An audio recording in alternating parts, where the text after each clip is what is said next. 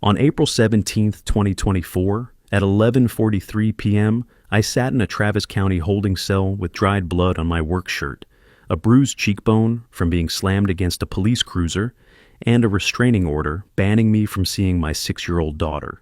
All because of something I didn't do, something I wasn't even home for, something that 17 hidden cameras across my house proved never happened. If you've been falsely accused of something you didn't do, you'll understand every word of this story. If you haven't, I hope you never do. But either way, settle in, because this is going to take a minute. So how did I end up in jail for something I wasn't even home for? And how did 17 cameras I installed to catch my wife cheating, end up being the only thing standing between me and losing everything? To understand that, we need to go back about a year. My name is Ryan Mitchell. I'm 34, a software engineer, and up until March of 2024, I thought I had a pretty decent life. I was married to Amanda for 8 years. We had a daughter, Sophie, who just turned 6. We lived in a nice house in Pflugerville, just outside Austin. Amanda worked in HR at a consulting firm. I worked at a tech startup. We weren't rich, but we were comfortable. We had date nights once a month, took Sophie to the park on weekends, argued about whose turn it was to do the dishes. Normal stuff, boring stuff. The kind of stuff you don't appreciate until it's gone. Looking back now, I can pinpoint exactly when things started to change. It was September of 2023. Amanda started working late more often, not every night, but enough that I noticed. She said there was a big project, some reorganization at her company. I believed her. Why wouldn't I? She'd never given me a reason not to trust her before. Then came the gym membership. Amanda joined this boutique fitness place downtown, started going 4 times a week. She bought new workout clothes, started caring more about her appearance. Again, I thought it was a good thing. She'd been stressed about work. I figured exercise was helping. I was supportive. I'm an idiot, basically. The phone thing was harder to ignore. Amanda had always been casual about her phone. She'd leave it on the kitchen counter, unlocked, didn't care if I saw her texts. But around October, that changed. Suddenly the phone was always face down. She started taking it with her to the bathroom. She changed her password, said she'd read an article about security. When I asked what the new password was, we'd always shared that stuff for emergencies. She got defensive, said I was being controlling, asked why I needed access to her phone. Was I spying on her? I backed down, because that's what I do. I avoid conflict. I assume the best in people. I trust. And people like Amanda, they know exactly how to use that against you. By December, the sex had basically stopped. She was always too tired, too stressed, had a headache, would do it tomorrow. Tomorrow never came, and the criticism started piling up. I didn't help enough around the house. I worked too much. I didn't appreciate her. I was always on my laptop. Never mind that my job paid for 70% of our mortgage, or that I was the one who did Sophie's bedtime routine every single night, while Amanda was at the gym or working late. The breaking point came at her company Christmas party. Amanda introduced me to this guy, Eric Dawson, sales manager, about our age. One of those guys who's too charming, you know?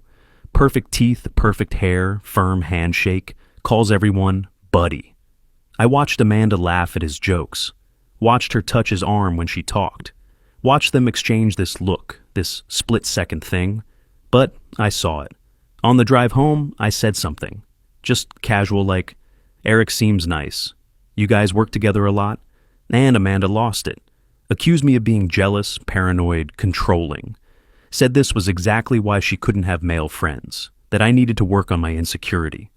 By the time we got home, I was the one apologizing. That's how good she was. But the seed was planted. And in January, when there were a bunch of break-ins in our neighborhood, real ones, people posting on Nextdoor about stolen packages and garage burglaries, I had an idea. I told Amanda I wanted to install security cameras for safety, for peace of mind. She thought it was a great idea, actually. Said it would make her feel safer when she was home alone with Sophie.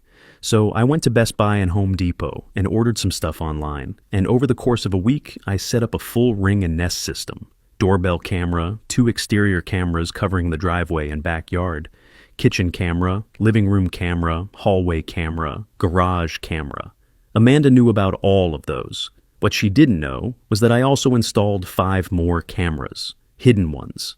Bedroom bookshelf, inside one of those nanny cam teddy bears in Sophie's room. 1 in my home office, 1 in the laundry room, one in the hallway near the master bathroom, small, wireless, recording, straight to cloud storage. 12 cameras total. 17, if you count the 5 I added later when I got really paranoid. I know how that sounds. I know what you're thinking. And you're right, it was invasive. It was probably a little crazy. But here's the thing about being gaslit for months. You start to doubt your own reality. You start to need proof that you're not imagining things. And in my case, that proof saved my life. Late January, I'm reviewing footage, just spot checking it first, making sure the system works. And I catch Amanda on the kitchen camera, talking on the phone. I can't hear everything, but I can hear enough. I hear her laughing in a way she hasn't laughed with me in months. I hear her say, "I miss you too."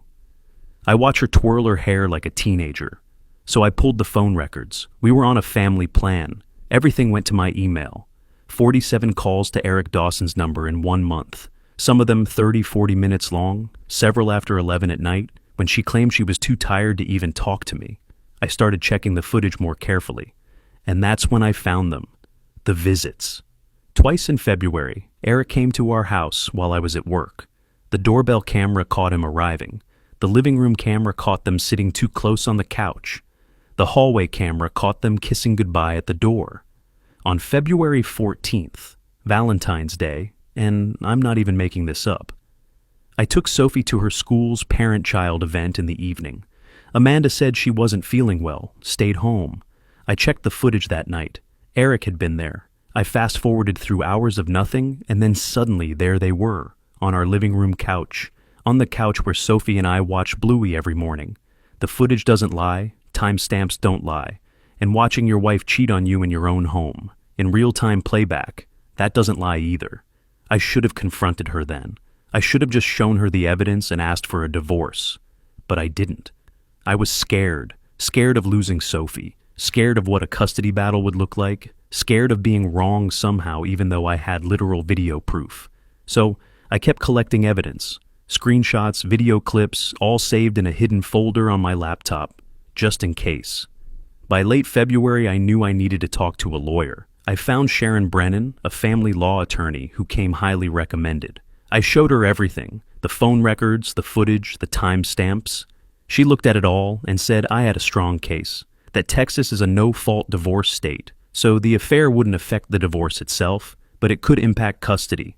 She said I'd probably get 50-50 custody, maybe more given that I was clearly the more present parent. Then she said something that scared me. She said, if she accuses you of abuse, any kind, you're at a severe disadvantage, even if it's false, especially if it's false, because courts err on the side of caution. She could get an emergency protective order just with an accusation.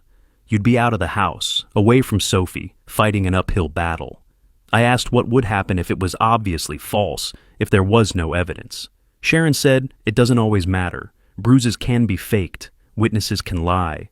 Text messages can be taken out of context. The burden shifts to you to prove innocence. And even if you do, even if charges are dropped, the accusation alone can affect custody decisions. I left that meeting terrified, but also grateful, because I had cameras everywhere.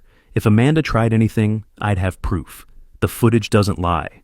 February 28th. I'm working from home, on a long video call with my team. Amanda's in the bedroom, door cracked open, talking on the phone. I finish my call, walk past the hallway, and I hear her voice. I can't just leave. Texas is a no-fault state, but he'll fight for custody. You don't understand? He's obsessed with Sophie. What if I had a reason he couldn't fight? What if he was the problem? I froze, stood there in the hallway, barely breathing. I know how it sounds, but women are believed. I've been thinking about it. Just thinking out loud. She was talking to Eric, had to be, and she was strategizing. Not just about leaving me, but about making sure I couldn't fight back. About painting me as the bad guy. About making herself the victim. That's when I realized Amanda wasn't just cheating. She was planning something. Something that would give her full custody, the house, everything. And the only thing standing between me and whatever she was planning was those cameras. I decided to confront her. Stupidest decision I made in this whole thing. And I made a lot of stupid decisions. But I was tired. Tired of living in this limbo, tired of pretending everything was fine, tired of being scared in my own house. March 15th. We're in the kitchen, arguing about money. Amanda had charged $600 to our credit card for clothes, didn't mention it, and I asked her about it. She got defensive, said I was controlling, that I monitored every penny she spent. It escalated, and I snapped. I know about Eric. Just like that. Out loud, for the first time. She went pale, then red, then this cold, calculated look came over her face, and I knew I'd made a mistake. "You've been spying on me," she said, not a question, an accusation. "You've been recording me. That's illegal, Ryan. That's abuse." "It's my house," I said. "My cameras. I'm allowed to secure my own property." "We'll see what a judge thinks about that," she said. Then she grabbed her keys and left. "Went to her mother's house," she said. But I checked the footage later. Eric's apartment. She was there for 2 days. When she came back, she was different, calm, almost cheerful. Said she'd overreacted, that we should try marriage counseling before we made any big decisions. For Sophie's sake. I agreed, because I'm an idiot who still thought we could solve this like adults. I didn't realize she'd spent those 48 hours with Eric and a lawyer, planning my destruction. I should have seen it then, but I didn't. I thought I had time. March 21st, 2024. I had a work conference in Houston, about 70 miles away. Presentations all day, meetings with potential clients. I left the house at 7 in the morning, kissed Sophie goodbye, told Amanda I'd be back late. She seemed fine, normal even. I texted Sophie at 7:45 from the car, texted Amanda at 10:30 to check in. No response, but that wasn't unusual. The conference ran long. I didn't leave Houston until after 9 that night. I had no idea what was happening at home, but the cameras did. At 8:15 a.m., Amanda called in, sick to work. At 9:30, Eric's car pulled into our driveway. The doorbell camera caught him clear as day, time-stamped, dated, his license plate visible in the frame. At 2:47 p.m., the kitchen Nest camera recorded Amanda standing alone at the counter. I've watched this footage so many times I have it memorized. She looks around, checks her phone, then presses her forearm against the edge of the granite counter, holds it there for 12 seconds. Checks it, presses again, harder, takes a photo with her phone. The bruise is already forming. At 3:12 p.m., the bedroom camera catches her at the bathroom mirror. She's applying makeup to her neck. Not foundation, not concealer, dark makeup, creating shadows that look like finger marks, like someone grabbed her throat. She practices different angles, takes more photos. At 4:05 p.m., living room camera, audio included. Amanda sitting on the couch with her phone. She's practicing. "He pushed me," she says to no one. Then stops, shakes her head, tries again. "He grabbed my throat." Another pause. "He shoved me into the counter and grabbed my throat. I thought he was going to kill me." 3 times she rehearses her story. 3 times she gets the wording right. At 4:23 p.m., Eric is back in frame, sitting next to her. And this is the part that still makes my blood run cold, even now. "You sure about this?" Eric asks. "This is serious." "He'll never believe I'd do this," Amanda says. "And once the order is in place, he can't fight back. My lawyer says with domestic violence on record, I'll get emergency custody. He'll be banned from the house. By the time court happens, Sophie will already be with me full time. Possession is 9/10. What about his cameras? He only checks them when there's an alert. And I'll say he edited them, or they don't show everything. It's my word against footage. Everyone believes the woman." They sit there for another 20 minutes, working out details. Then Eric asks, "What time should I leave?" 6:30, Amanda says. "I'll call 911 at 7. Makes it look like I had time to calm down, get safe, before calling." At 6:51 p.m., Eric leaves through the back door. Exterior camera catches him getting into his car and driving away. At 6:47 p.m., and I only know this because police reports are time-stamped, Amanda dialed 911. 911, what's your emergency? "My husband attacked me." Her voice is shaking, perfectly calibrated fear. "He grabbed my throat and pushed me into the counter. I'm scared. My daughter is in her room. I locked myself in the bathroom." The dispatcher stayed on the line, asked questions, kept Amanda talking while officers were dispatched. Amanda answered every question perfectly, said I'd been angry all day, that I'd accused her of cheating, that I'd grabbed her when she tried to leave. 3 police cars arrived at our house at 7:15 p.m. I know because the doorbell camera recorded it all. Officers entered, found Amanda crying in the master bathroom, visible bruises on her arm and neck. They photographed everything. They asked where I was. Amanda said she didn't know, that I'd left in a rage. One officer stayed with Amanda and Sophie. The other 2 waited. At 10:34 p.m., I pulled into my driveway. Exhausted from a long day, looking forward to seeing Sophie. Maybe watching TV with Amanda and pretending things weren't broken between us. I saw the police cars first.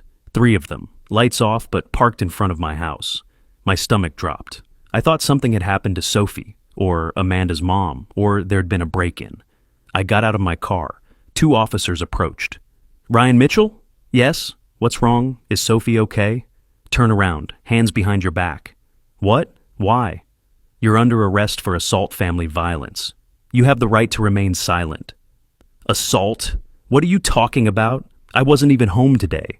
I was in Houston. I was at a conference." "Sir, stop resisting." I wasn't resisting. I was confused, terrified, trying to understand what was happening. But when I pulled away to look at the officer's face to make him explain, he grabbed my arm, spun me around, and slammed me face first against the hood of his car. That's how I got the bruise on my cheekbone. Ironic, right? The only bruise in this whole thing that was actually from violence was the one I got from being arrested for violence I didn't commit. They cuffed me, walked me past my neighbors who stood on their lawns watching. Mrs. Chin from next door had her phone out, filming. I was shoved into the back of a police cruiser, and that's when I saw Amanda. She was standing in the doorway, backlit by our hallway light. She had Sophie next to her, holding Sophie's hand. Sophie was crying, calling for me. "Daddy, Daddy, where are you going?" Amanda looked at me, just for a second. Our eyes met, and I saw it. I saw the triumph in her expression before she looked away and pulled Sophie back inside. They took me to Travis County Jail, booked me, took my photo, my fingerprints, my belt and shoes and phone, put me in a holding cell with 3 other guys, one of whom was coming down from something and wouldn't stop talking to himself. It was 11:43 p.m. I sat on a metal bench and stared at my hands and tried to process what had just happened. I'd been arrested for assault, for domestic violence. I'd been accused by my wife of attacking her in our home, and I hadn't even been there. I'd been 70 miles away in a conference room with 50 witnesses. Bond hearing wouldn't be until Monday. This was Friday night. I had to spend the weekend in jail. They let me make one phone call. I called my brother Tyler. He lives in San Antonio, an hour and a half away. He's the only family I have nearby. Our parents retired to Arizona years ago. "Tyler, I need help," I said. And then I told him everything. The arrest, the accusation, Amanda, Eric, all of it. "Don't say anything to anyone," Tyler said. "Not the cops, not your cellmates, nobody. I'll call Sharon Brennan first thing tomorrow. We'll get you out Monday." "Tyler," I said, "I wasn't even there. I can prove it. The cameras." "Then we'll prove it," Tyler said. "But not tonight. Tonight you stay quiet and you stay safe. Can you do that?" I said I could. I hung up, went back to my cell, sat down on that bench and stared at the ceiling and thought about Sophie crying for me. Thought about the look on Amanda's face. Thought about 17 cameras in my house, recording everything, seeing everything. The footage doesn't lie. I spent 53 hours in that cell, the longest weekend of my life. Every time I closed my eyes, I saw Sophie's face in the car window. Every time I opened them, I made lists in my head, every camera, every angle, every piece of evidence that would prove I was innocent. Monday morning, March 24th, they took me to the courthouse for a bond hearing. Tyler had posted $5,000 bail. I was released with conditions: GPS ankle monitor, no contact with Amanda or Sophie, surrender my passport. I couldn't go home. Couldn't see my daughter, couldn't even text Amanda to ask about Sophie. I moved into Tyler's spare room in San Antonio. He'd taken off work to come get me. On the drive back to his place, I broke down. First time I'd cried since I was a kid. I couldn't see my daughter. She thought I'd hurt her mother. They were going to take her from me. Tyler pulled over, let me cry. Then he said, "They will if you don't fight, so get up, and we fight." Tuesday, March 26th. Emergency meeting with Sharon Brennan. She'd gotten the police report over the weekend. Amanda claimed I'd grabbed her by the throat, shoved her into the kitchen counter, threatened to make her disappear if she ever tried to leave me.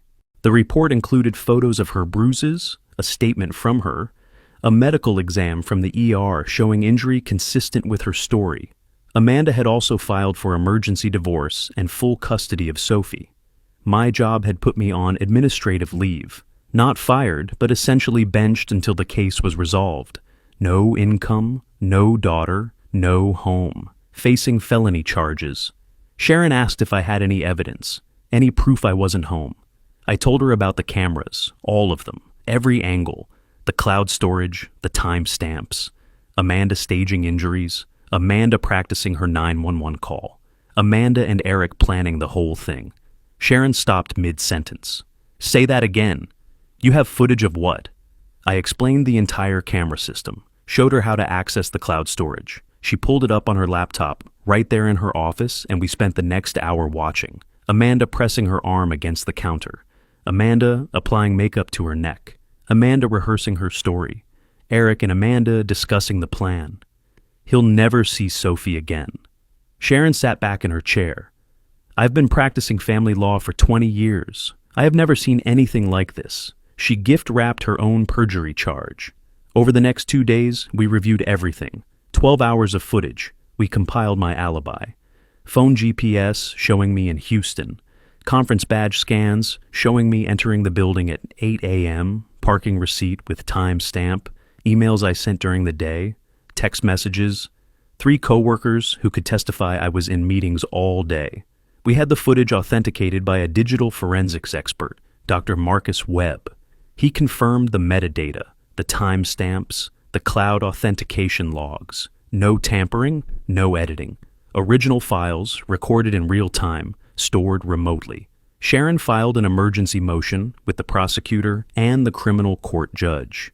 Motion included all the video evidence, Dr. Webb's expert testimony, my complete alibi. She requested immediate dismissal of charges and an investigation into Amanda for filing a false police report.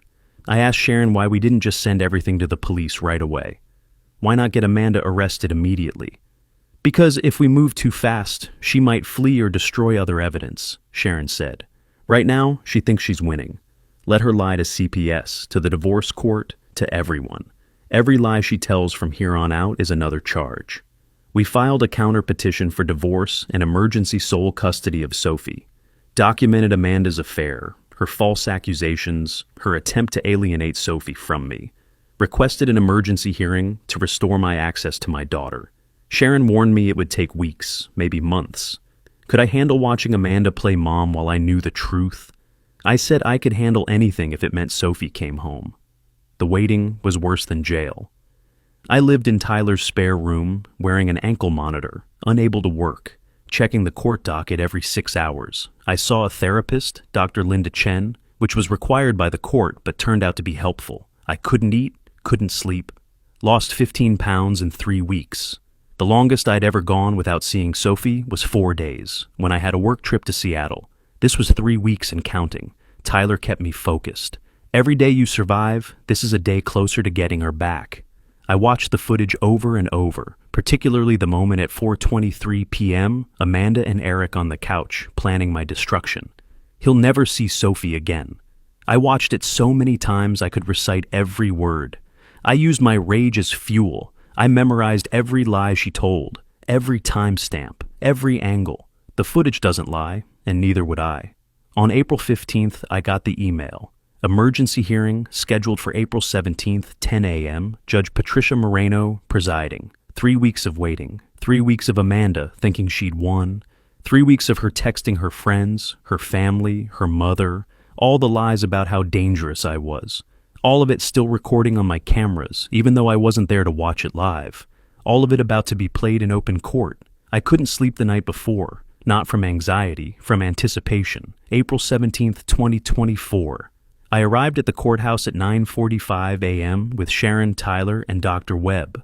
Amanda was already there with her lawyer, Diane Westbrook, who had a reputation for being aggressive in divorce cases. Amanda's mother, Barbara, was there too.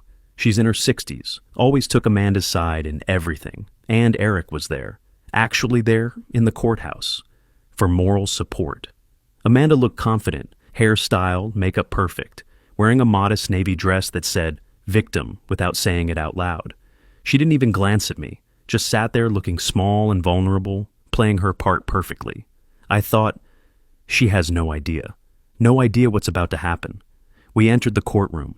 Judge Patricia Moreno presiding, a woman in her 50s with a reputation for being no-nonsense and fair. The hearing began with Amanda's testimony. Her lawyer led her through the story, how I'd become controlling over the past year, how I'd accused her of cheating, how I'd monitored her phone and isolated her from friends, how on March 21st she'd told me she wanted space and I'd become enraged, how I'd grabbed her by the throat, shoved her into the kitchen counter, threatened her life. She cried on cue, dabbed her eyes with the tissue her lawyer handed her.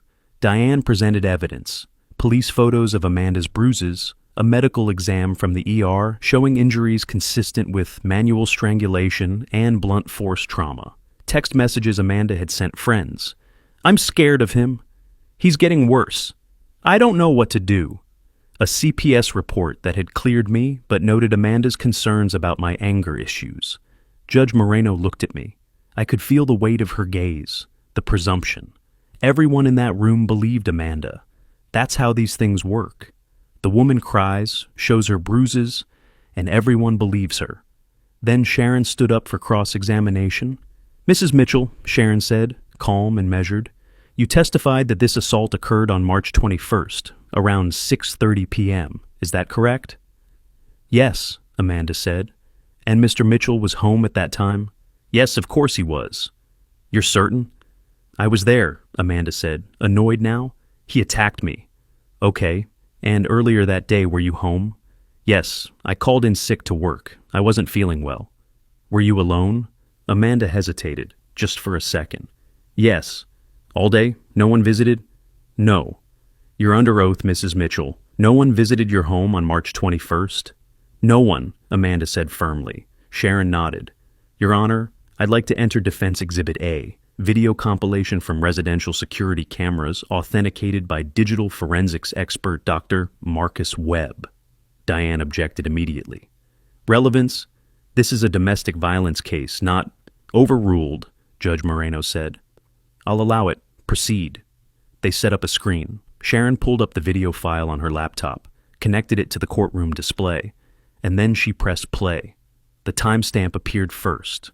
March 21st, 2024, 9:47 a.m. Doorbell camera footage. Eric Dawson walking up to our front door. Amanda opening it, smiling, letting him in. The view was crystal clear. His face, his license plate, the time and date burned into the corner of the frame. The courtroom went silent. Sharon let it play. 12:15 p.m., kitchen camera, Amanda and Eric kissing at the counter. 1:30 p.m., living room camera, them having sex on the couch where Sophie watched cartoons. Amanda's mother gasped. Eric stood up. The bailiff told him to sit down. Amanda had gone pale, her confident mask cracking. Diane scrambled. Your Honor, this is irrelevant to the charges at hand. Ms. Mitchell, Judge Moreno said, her voice cold now. You testified under oath that no one visited your home that day. He edited that, Amanda said quickly. He's a tech person. He can fake timestamps. Dr. Webb stood. Your Honor, if I may, I've authenticated these files. The metadata confirms no editing. Cloud authentication logs show uninterrupted recording from the camera manufacturer's servers. These are original files, recorded in real time. There is no tampering. Sharon didn't wait for permission. She played the next clip. 2:47 p.m., kitchen camera, Amanda alone, standing at the counter. She looks around, checks her phone, then presses her forearm against the granite edge, holds it there, grimacing, checks it, presses again, harder, takes a photo with her phone, the bruise forming in real time. Absolute silence in the courtroom. You could hear people breathing. 3:12 p.m., bedroom camera, Amanda at the bathroom mirror, applying dark makeup to her neck, creating shadows that look like finger marks. She practices different angles, takes photos after each one. 4:05 p.m., living room camera, audio included. Amanda sitting on the couch with her phone. He pushed me. Pause. Shake of the head. He grabbed my throat. Another pause. He shoved me into the counter and grabbed my throat. I thought he was going to kill me. 3 times. She rehearsed her story 3 times. Judge Moreno's face had gone from professional neutrality to barely concealed disgust. "There's more," Sharon said. 4:23 p.m. Eric back in frame, sitting next to Amanda. The audio was clear as a bell. "You sure about this? This is serious. He'll never believe I'd do this. And once the order is in place, he can't fight back. My lawyer says with domestic violence on record, I'll get emergency custody. He'll be banned from the house. By the time court happens, Sophie will already be with me full time. Possession is 9/10. What about his cameras? He only checks them when there's an alert. And I'll say he edited them, or they don't show everything. It's my word against footage. Everyone believes the woman." The footage continued. Eric and Amanda working out the timeline, deciding when Eric should leave, when Amanda should call 911. 20 minutes of conspiracy, all recorded, all time-stamped. 6:51 p.m. Exterior camera, Eric leaving through the back door, getting into his car, driving away. Sharon pulled up a second screen. "Your Honor, this is Mr. Mitchell's alibi for March 21st. Phone GPS data showing him in Houston. Conference badge scans showing him entering the building at 8:03 a.m. Parking receipt, time-stamped. Emails sent from his work account throughout the day. Text messages. 3 co-workers who will testify that Mr. Mitchell was in meetings with them from 9 a.m. to 5 p.m. Mr. Mitchell did not leave Houston until after 9 p.m. He could not have been home at 6:30 p.m. to commit the assault his wife described. He wasn't even in the same city." Judge Moreno turned to Amanda. "Mrs. Mitchell, do you have anything to say?" Amanda tried. Her voice shook. "He made me do this. He was abusive before. I was scared. Sharon cut in. "Your Honor, we have 6 months of prior footage. No abuse, no violence, not even raised voices. Only evidence of Mrs. Mitchell's ongoing affair with Mr. Dawson, and her planning to falsely accuse Mr. Mitchell to gain custody of their daughter." "Enough," Judge Moreno said. "Bailiff, remove Mrs. Mitchell from the stand."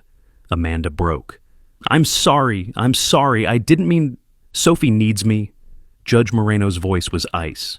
"You just committed perjury in my courtroom and falsely accused a man of a felony that could have sent him to prison. You do not get to invoke your daughter's name." The rulings came fast. Emergency custody granted to me, effective immediately. Protective order reversed. Amanda would have supervised visitation only at the discretion of CPS.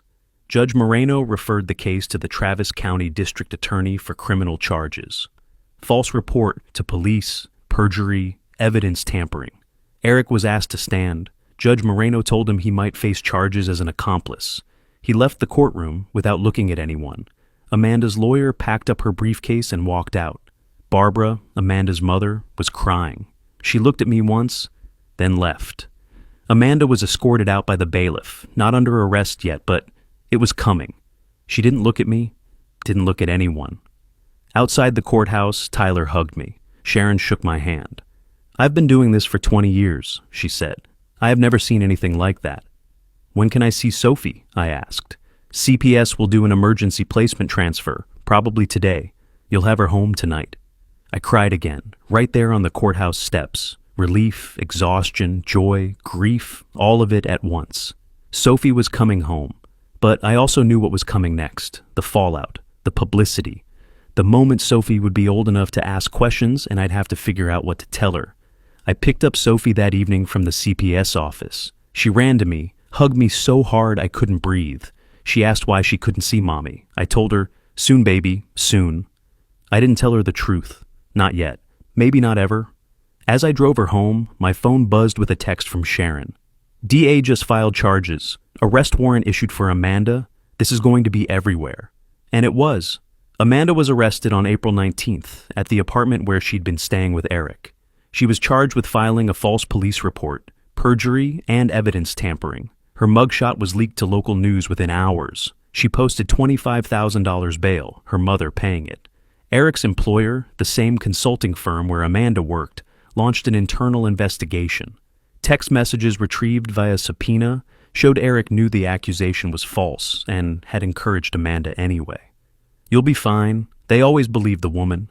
The DA considered charging Eric as an accessory, but ultimately didn't. His punishment came from his employer. He was fired for having an affair with a coworker and being complicit in a felony scheme. Amanda's trial proceedings dragged through May and June. She pleaded not guilty at first, tried to argue she'd been coerced by an abusive husband and had acted in desperation. Her new lawyer, not Diane, who dropped her immediately, did his best.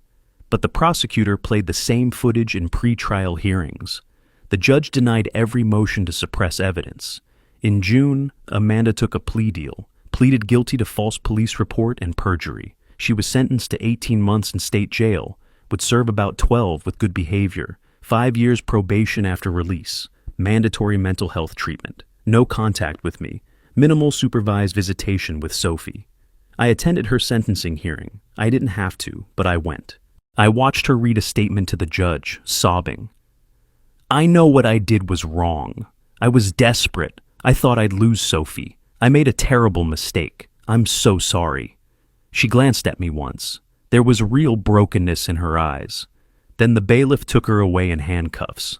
Outside, Tyler asked if I was okay. I don't know, I said. I just watched Sophie's mom get led away in chains. I did that. No, Tyler said.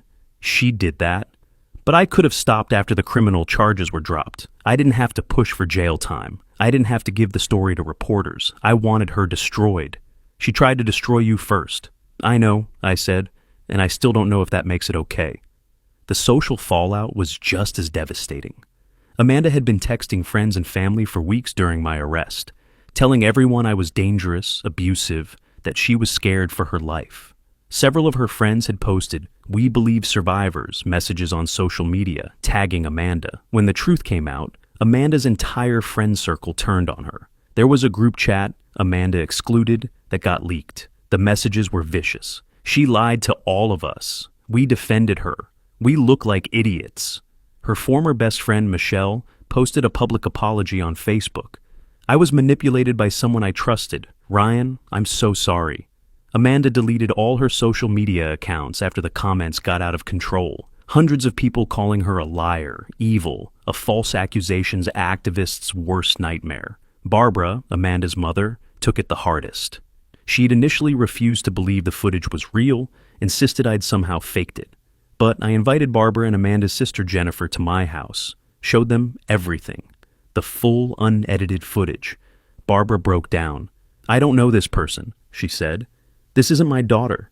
She apologized to me, told me she'd posted things on Facebook about me, called me a monster, told everyone at her church to pray for Amanda's protection from her abusive husband. I'm so sorry, she kept saying. Jennifer cut contact with Amanda entirely. She tried to take Sophie from you. She tried to put you in prison. I can't forgive that. The media coverage went viral. Austin American-Statesman ran the story. Local HR manager arrested for faking domestic violence claims. It got picked up by Reddit, posted to Justice Served and Pro Revenge. 500,000 upvotes. YouTube lawyers made videos analyzing the case. Men's rights groups used it as a rallying cry, which made me deeply uncomfortable. Victim advocacy groups were split. Some supported me, acknowledged that false accusations hurt real victims. Others worried the case would be weaponized against women who came forward. I understood both sides. I just wanted to be left alone. Amanda lost her job immediately, fired for violation of ethics code. An HR manager weaponizing domestic violence laws undermines our commitment to a safe workplace. The company's statement read. Her reputation in HR was destroyed. No one would hire her. Eric was fired too. After being terminated, he moved to Dallas. The DA ultimately didn't charge him, but a civil suit was pending. Financially, Amanda was ruined. The divorce was finalized. I got the house, primary custody, and child support from Amanda when she was employed. She had to pay my legal fees, which totaled about $45,000. Her own legal fees, bail, and fines came to around $80,000. She had to move back in with her mother and take low-wage jobs after her release. She'll never work in HR again. My job reinstated me with back pay and a formal apology. I was eventually promoted to lead engineer, partly because I was good at my job, and partly because the company felt guilty. My coworkers who'd testified at my Houston conference became real friends. They'd seen me at my lowest and helped save me. But the hardest part wasn't Amanda's consequences. It was Sophie. Sophie asked why Mommy didn't live with us anymore. I told her a simplified version. Mommy made some bad choices and hurt people. She needs time to work on herself. Sophie cried, asked if it was her fault. I held her and told her no. None of this was her fault. That Mommy loves her and I love her and she's safe. I started therapy for Sophie, play therapy with a specialist. The therapist warned me, she'll need to process this for years. The truth will come out eventually. Be prepared. And here's the part that keeps me up at night.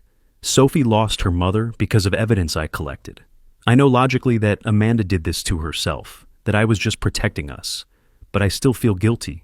I still wonder if there was another way. By September 2024, the dust had settled. Amanda was in jail. Eric was unemployed in another city. My name was cleared, Sophie was home, and I was winning, technically. But every night after Sophie went to bed, I'd sit in the living room and look at the bookshelf where camera 7 used to be, the one that recorded everything, the one that saved my life. And I'd wonder, what did it cost? Fall came. Sophie and I rebuilt our routine. Friday adventure nights resumed. We went to the same bookstore, got the same ice cream. Sophie adjusted to the new normal. Mommy visited once a month at the CPS office, supervised. Sophie started seeing her therapist regularly, playing out her feelings with dolls and drawings. I learned something important. I was a better solo parent than I thought. I'd always been the emotionally present one anyway. I could do this. My own therapy with Dr. Chen continued. She introduced me to a term I'd never heard, moral injury. You did the right thing, she said, but it still hurts. We worked through the guilt, the anger at Amanda, the anger at myself for not seeing the signs sooner, the fear of ever trusting anyone again. The breakthrough came in November. I can't control what Amanda did, I said in session. I can only control how I protect Sophie and myself. I did that, and it was enough. I reconnected with old friends who'd drifted away during my marriage. Tyler became a permanent fixture in our lives, Uncle Tyler, who came over for game nights and took Sophie to the park. My coworkers became real friends, inviting me to their homes, including Sophie and their kids' birthday parties. Barbara stayed in touch. She babysat Sophie sometimes, trying to make amends for the things she'd said, the assumptions she'd made. She wrote me a letter apologizing for posting on Facebook, for telling everyone at her church to pray for Amanda's protection from her abusive husband. I told her I understood. She'd believed her daughter. Anyone would have. Small signs of healing appeared. I started working out again, regaining the weight I'd lost healthily. I took Sophie on our first vacation in 2 years, San Antonio Riverwalk and SeaWorld. We redecorated the house, removing the last remnants of Amanda. I took down most of the cameras, kept only the doorbell cam and 2 exterior ones. Just normal home security. One evening, I pulled down the hidden camera from the bedroom bookshelf, the one that had recorded Amanda applying makeup to her neck, creating fake bruises. I held it in my hand, this tiny device that had saved everything. Thank you, I whispered to it. Then I donated it to Goodwill. In December, I met someone, Julia, 33, an elementary school teacher. We met at Sophie's school holiday event. We talked about books, about teaching, about nothing important. She gave me her number. We went for coffee, then coffee again. I was terrified. Tyler had to give me a pep talk before our 3rd date. Not everyone is Amanda, he said. By Christmas, I introduced Julia to Sophie, very slowly, very carefully. It wasn't serious yet, but it was hopeful. That's all I wanted. Hope. Amanda wrote me 3 letters from jail. My lawyer said I didn't have to respond, but I could read them if I wanted. The first letter, in June, was angry and defensive. You ruined my life over a mistake. I hope you're happy. The second, in September, was apologetic. I know what I did was unforgivable. I miss Sophie every day. I think about her every night before I sleep. The third, in December, was reflective. I'm in therapy here. I'm trying to understand why I did this. I don't expect forgiveness. I just want you to know I'm sorry, and I hope someday Sophie can know I love her. I didn't respond to any of them. I filed them away in a folder and tried not to think about them. My thought process was simple. Maybe she is sorry. Maybe she's changing in there, doing the work, becoming someone better. But that's not my problem anymore. I have to protect Sophie and myself. That's my only job now. Christmas 2024. Sophie and I decorated the tree together. She hung the ornament she'd made in preschool, the one with her tiny handprints painted in red and green. We watched Home Alone and ate too many cookies and stayed up past her bedtime. And for the first time in almost 2 years, I didn't spend the night replaying the worst moments. I didn't think about the holding cell or the courtroom or Amanda's face when the footage played. I spent it right there, present, watching my daughter laugh at a movie she'd seen 10 times. It wasn't the life I'd planned, but it was ours. And it was good.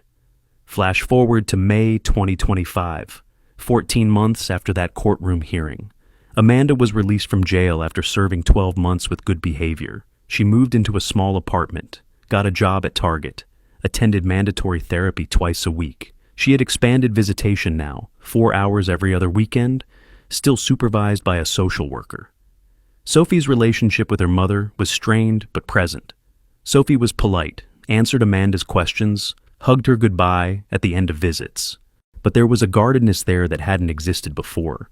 She didn't run to Amanda anymore, didn't call her unprompted, just existed in her presence for those 4 hours, and then came home to me and seemed relieved. Amanda would never have the life she had before. The career, the friends, the respect. That was gone forever. And honestly, I didn't feel triumphant about it anymore, just sad. Sad that it had come to this, that Sophie's mother was working retail and living in a tiny apartment and seeing her daughter 8 hours a month. Eric moved to Dallas, took a job in retail management. The DA never charged him with conspiracy, said there wasn't enough evidence. But I filed a civil suit that was still pending, mostly on principle. He'd sent me one email in October. "I'm sorry, I was selfish. I hope Sophie is okay." I deleted it without responding. My life now is ordinary in the best way. I'm still at the startup, thriving as lead engineer. My relationship with Julia is getting serious. She's met Sophie more than a dozen times now. Sophie likes her, which is all that matters. We're talking about moving in together next year, taking it slow, doing it right. I bought a new house in a different neighborhood. Fresh start, new memories. Sophie has her own room with purple walls, her choice. There's a tire swing in the backyard that Tyler helped me install. On Friday nights, we still have our adventure routine, and some Fridays Julia comes with us. I'm still in therapy, probably will be for years. Dr. Chen says that's normal, that healing from this kind of trauma isn't linear. Some days, I'm fine. Some days I wake up anxious, checking my phone obsessively for messages from lawyers or courts or Amanda's family. But most days now, I'm fine. Sophie is 8 now. Resilient, funny, smart, so much stronger than I ever gave her credit for. Her therapist says she's doing well, all things considered. But there will come a day, probably soon, when she's old enough to ask the hard questions. Why did Mommy go to jail? Why don't I live with her? What did she do? And I'll have to figure out what to tell her. How much truth an 8-year-old or a 10-year-old or a 13-year-old can handle. How to explain that her mother loved her but made terrible choices. That sometimes people we love hurt us. That I had to protect her, even if it meant her mother went away. People ask me if I regret it, if I'd do it again. The answer is complicated. I regret that I had to do it. I regret that Amanda put me in a position where my only option was to destroy her life to save mine and Sophie's. I regret that our daughter will grow up with a mother she barely knows, in prison for 12 months and then restricted for years after. I regret all of it. But do I regret pressing charges, sharing the evidence, letting the world see what she did? No. Because the alternative was letting her win, letting her take Sophie from me, letting her send me to prison for a crime I didn't commit, and that would have destroyed us both. Someone on Reddit, in one of those threads about my case, wrote, "This guy spent $247 on security cameras and it saved his life." That number stuck with me, $247. Some people spend that on a night out. I spent it on peace of mind, and it did save my life. Not because I was paranoid, not because I wanted to spy on my wife, but because when someone you trust is lying to you, to everyone, to the police, to the courts, sometimes the only witness who can't be manipulated is a camera. The footage doesn't forget. It doesn't doubt. It doesn't take sides. It just shows what happened. The truth was always recording. I just had to be brave enough to press play. Sophie asked me something last week that broke my heart and healed it at the same time. We were driving home from school, and out of nowhere she said, "Daddy, do you still love Mommy?" I thought about it for a long minute. Then I told her the truth. I love who Mommy used to be, and I love that Mommy gave me you. But sometimes people change, and we have to protect ourselves from those changes. Do you understand? She nodded like she did. Maybe she understood. Maybe she will when she's older. Maybe she'll read this someday, this whole story, and understand why I did what I did. For now, she's safe. She's loved. She has a home and a father who would do anything to protect her, and a life full of people who care about her. And that's all that matters. The truth was always recording. I just had to be brave enough to press play.